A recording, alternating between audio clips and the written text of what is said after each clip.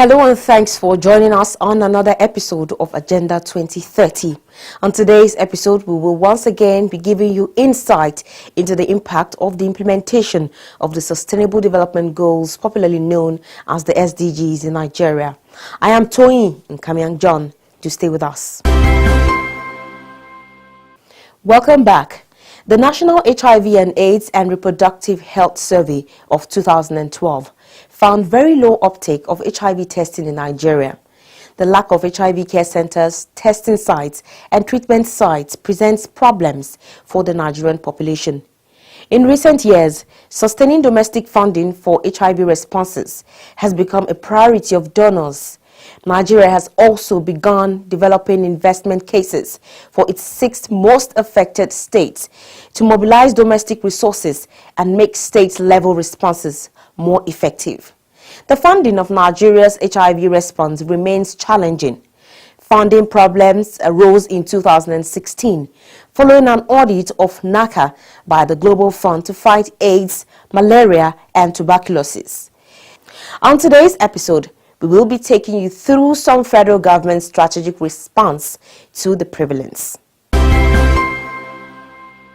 And to be on track, you can also watch this program and other episodes by subscribing to our YouTube channels on youtube.com/Fresh News TV and youtube.com/Agenda 2030 TV. You can also watch the program live on Facebook. Just log on to www.facebook.com/FreshNewsNG and www.facebook.com/Agenda 2030 TV. Follow us on all our social media platforms at Agenda 2030 TV on Facebook, Twitter, and Instagram. Remember to drop your comments and share with your contacts. Do use the hashtag Agenda 2030 and hashtag Agenda 2030 TV. The Office of the Senior Special Assistant to the President on Sustainable Development Goals, SDGs, is set to partner the National Agency for the Control of AIDS, NACA, to check HIV/AIDS prevalence in the country. The Senior Special Assistant to the President on Sustainable Development Goals, Princess Adejoke Orilokwe Adefulire, disclosed this in Abuja while playing host to the Director General of NACA, Dr. Sani Aliyu, in her office. The report. Princess Adejoke Orilokwe Adefulire noted that HIV and AIDS is a major cause of loss of lives amongst women, youth and children in our society, adding that there is a growing need to take concrete action to ensure that the trend is halted and reversed. Princess Orilokwe Adefulire advocated for the establishment of more HIV and AIDS test and screening centers across the country and urged all would-be couples and pregnant women to know their HIV/AIDS status so that mother-to-child transmission can be adequately checked. The presidential aide, who advocated for intensified awareness creation, also stated that she is particularly concerned about the pregnant women, hence the need for them to know their HIV status to avoid occurrences of mother-to-baby's transmission of the virus. To this end, possibilities will be explored towards establishing more free HIV and AIDS testing centers in the country. Centers, where we can advise them to go and do, for them to know and confide in their doctors for the safety of their family and the unborn child. She also insisted that a data on the pregnant women in Nigeria be provided by NACA to enable quick intervention plan for those infected, especially in rural and isolated areas. If you have the test center, people walk in on their own and do the test. I'm sure if you go back to that era, I have many centers around, especially the rural area or concentrated area, IDPs and so on. Yes. We'll be able to know this and this and this. If you have data, we'll be able to plan. Without data, it's difficult to plan. Very, very difficult to plan. And if you don't plan, you plan to fail.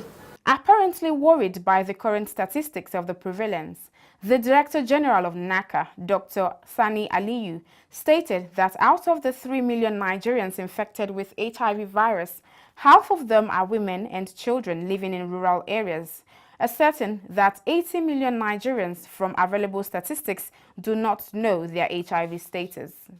A large bulk of the children born with HIV in the world come from Nigeria. On average, one in four babies born with HIV in the world is a Nigerian child, and this is despite having very effective treatment that prevents transmission.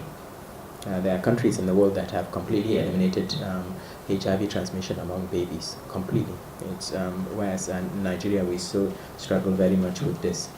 Dr. Aliyu further stressed that the emerging disturbing discovery is the fact that a lot of the new cases involved youths of 15 to 24 years and are prevalent among the internally displaced persons, adding that a lot needs to be done to improve access to care and increase the uptake on HIV treatment, mostly for antenatal care.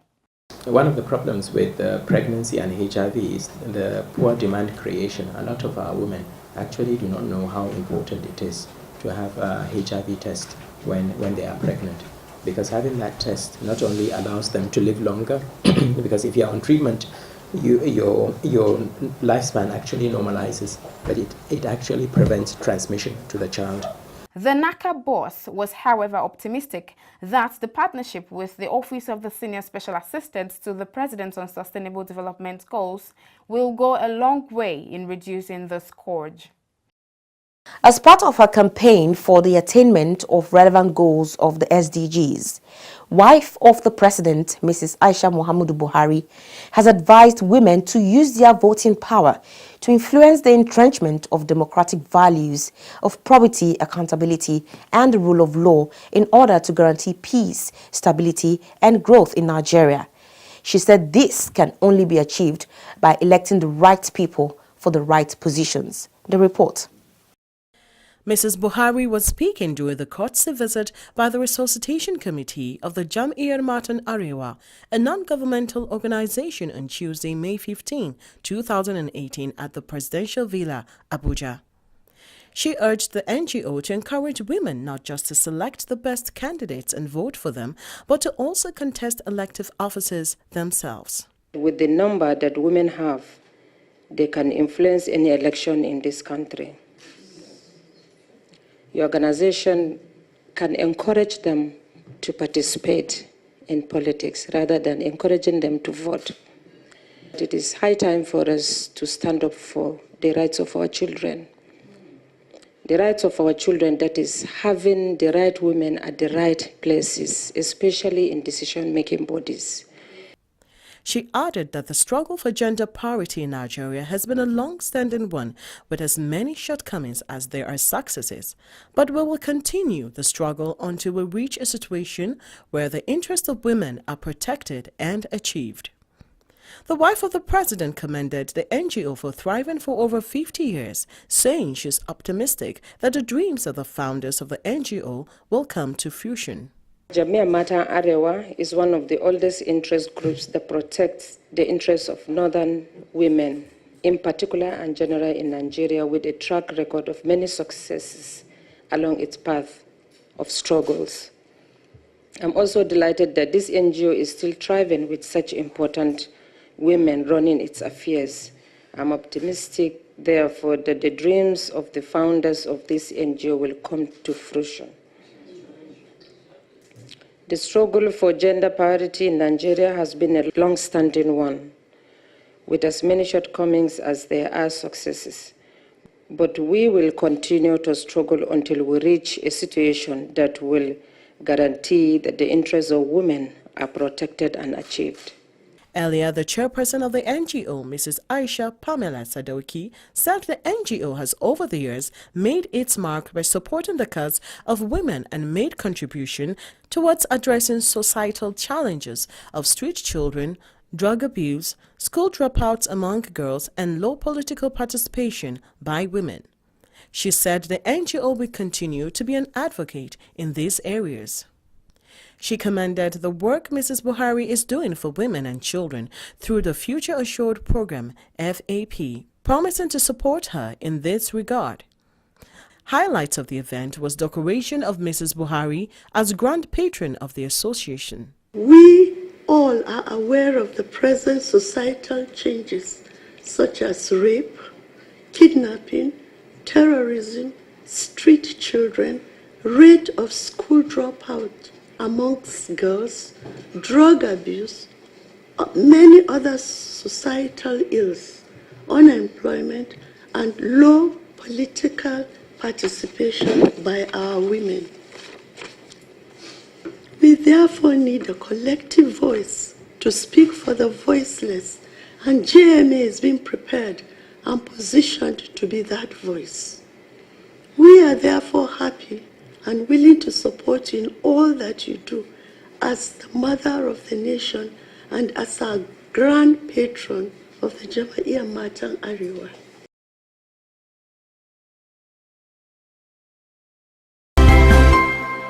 I am Guillaume Delalande from the OECD. You're watching Agenda 2030.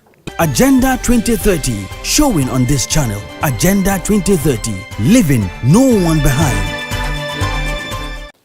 When the Senior Special Assistant to the President on Sustainable Development Goals, Princess Adejoke Orelokwe Adefulure, unveiled the SDGs Ambassadors during the celebration of the United Nations Day in Nigeria last year.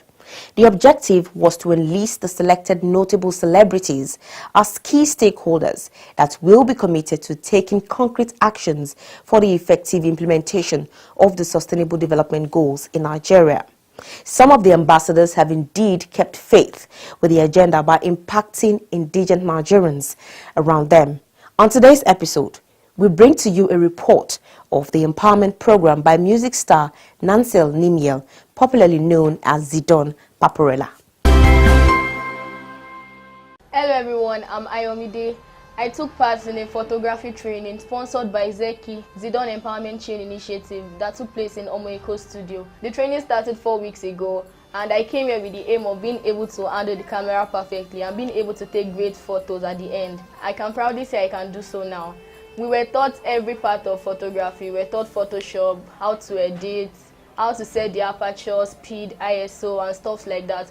We also went to some seminars, some photography workshops that enhanced our skills in photography. Thank you, Zidon. Thank you, Omoiko, for this great privilege. Well, the program Zeki started out as a result of the need to give back to society. I've always found peace in helping the people around me. You know, I'm making the most of resources, trying to see how we can find positivity out of, no matter how bad the situation is, making the most of it.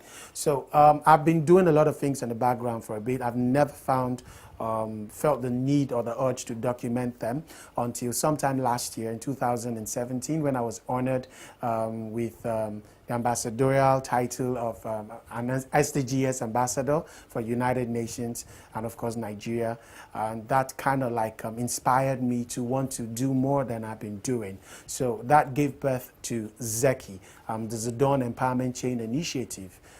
What we do in Zeki is simple. It's basically what every other non-profit organization or non-government organization does. It's very, very simple. But what we do is a little different. We're not just interested in giving out aid or giving out stipends, money, or products to people. We train individuals, most especially the youth, between the age bracket of 18 to say about 30 years, those who are done with either secondary school or they have completed their tertiary institution, have their degrees or stuff, you know, those who have done this and really do not have anything they are doing. There is no job or anything to do. What we do is we get these individuals and we train them in different vocations. 2 individuals at every given time for a particular vocation, preferably a male and a female, because we are trying to, balance it out. Everybody has challenges. It has nothing to do with the sexes. You understand what I'm saying? So that's what we do. And we have different categories, different areas, different aspects, from photography to makeup to event planning and management to cinematography. There's several other areas that we're also looking at covering as well. And recently we have some people who've just rounded up the program. That's the first phase of the program. The second phase will be for us to actually provide the necessary tools and equipment that they will be needing to embark on successful careers. And the third phase will be to monitor them and see how they can also train people too. You know, so that because it's a chain initiative, we have to keep it going. There's another area that we've tried to touch to as well. There are people who are probably maybe already small-scale business owners. What we do is we try to provide some financial aid. It's a stipend. You'll be amazed at what 5,000, 3,000 naira can do for small-scale business owners. These people have mastered the art of multiplying funds. So what we do at Zeki is we give them these stipends, this aid, but we don't just give them this money. We monitor them and ensure that they actually buy products or provisions, whatever it is that they sell. With these monies, we see them, we record them, we document them, and monitor them to ensure and see how the sales are going. And sometimes we also bring professionals to come talk to them, those who have succeeded in this same areas of business, the same areas of interest, to come, you know, give them counsel, give them advice, give them some professional advice on how they can go about, you know, expanding their businesses and doing better in their line of work.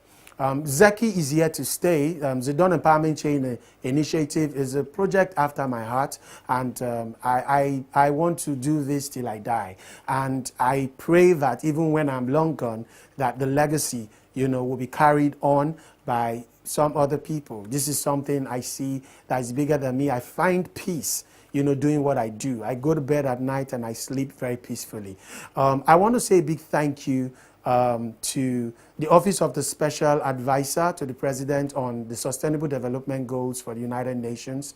They have given me an opportunity and have inspired me to do a lot more, you know, for society and contribute the little that I can do. And I'm using this opportunity to encourage everybody out there, do the little that you can, you know, to aid the conditions of the people around you. They say if you want to change the world, start by making your bed. You know, start by changing your environment before you can think about, you know, changing the world. If every single one of us, you know, started doing something to help the people around us, to help the situation around us, then the world will become a better place. This Zeki is tied to the goals, the Sustainable Development Goal of zero hunger and no poverty, and we'll keep marching on with this, and we are looking forward to getting all the support that we can get. But for now, I have been funding Zeki, you know, from my pocket, and I can't do it alone, so I need all the support I can get. I look forward to getting, you know, calls from people to come, you know, partner us and join in the program. Interested beneficiaries and partners can get in touch with the producers of this program, and they can reach us, and we'll see how we can work together. Thank you very much for your time. Hello everybody, my name is Isaac. We just completed our photography training, which was put together by Zeki, that's the Dawn Empowerment Chain Initiative, partnering with HIVAIDS Studio. And we actually came in here as novice. We could not take pictures, but right now I take amazing pictures, great ones, and we went for seminars, training, we had field experience, we had studio experience, we actually gathered a lot. I want to say a big thank you to the Dawn Empowerment Chain Initiative, Zeki, for this great opportunity for us to actually achieve our dream. I actually thought the Zeki program was a bluff until I enrolled in it, and it's actually real. I'm a proud beneficiary of this program. I want to say a big thank you to the Dawn and Omeko, for everyone that made this possible. Bless, remain blessed, and thank you all. We'll keep marching hand in hand. We'll leave no one behind. One for all and all for one. Nigeria will continue to support the United Nations in all its efforts, including the attainment of the 2030 Agenda for Sustainable Development. I thank you. Agenda 2030, showing on this channel. Agenda 2030, leaving no one behind. Thanks for staying with us. As we move into the audience participatory segment, remember, you stand a chance to participate and win special prizes just by answering our weekly questions. You can also send in your questions and suggestions to the producer via the email address and phone number on your screen. And as usual, we kick the segment by first bringing to you views from our respondents on the streets. Have you ever gone for a HIV test? Always, and do go HIV test every 3 months. Severally. Yes, once. Yeah, I've gone a test for HIV. No, I have not. Yes, I've been tested. Yes. Yeah, I've gone for HIV test. It's better you know your status.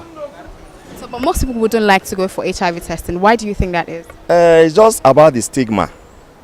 The stigma is most reason. Even when they go and they discover they are HIV positive, they will die even before the HIV kill them.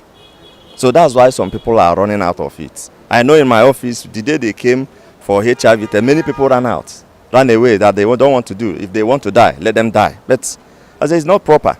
I think they will be scared, knowing that they are positive or so. But when you are free, I don't think you should be scared going for test. They are scared of the result. Because when you are scared, you want to run away from it. Yes, because sometimes it's not the sickness, but it's the result that do kill people. Because I don't see it as something that I have in me. Normally, when people are talking about it, some say they get it through sex, some get it through blood transmission, but those things I don't really do such thing. So that's why I feel less concerned. Many people will not maybe allow people to know, will I say, what they are carrying, or some are still afraid to go because they might meet someone they know that, and they don't want anybody to know their own personal issue. Yeah, because they don't know, they don't have any orientation about HIV. They felt once you're tested positive, that's the end of the world. So they run away. They don't want to hear that news. Because they're afraid of the unknown. Like me, I don't like going there. Why? Because it scared me. It's not a laughing matter. Computer can lie. Why you not carry HIV? Computer, if you say you have it. What can be done if somebody tests positive for HIV? Actually, it's better to know your status. So HIV is not a death sentence. Hence, you know that you are HIV positive. There is some medication you will use to control it. You will still live like a normal person. They've actually gotten drugs that will help the carrier to be able to sustain his life. I don't think if any person tests positive, he should open up and start taking the treatment so that it will not lead to death. Just to encourage them, encourage anybody that is test positive, and tell him there's more to life than the sickness. Because HIV is something that can last forever. So it's just to tell them that don't be scared because there's hope. I guess that's the truth. I think so many things can be done, but the work starts with the counselor.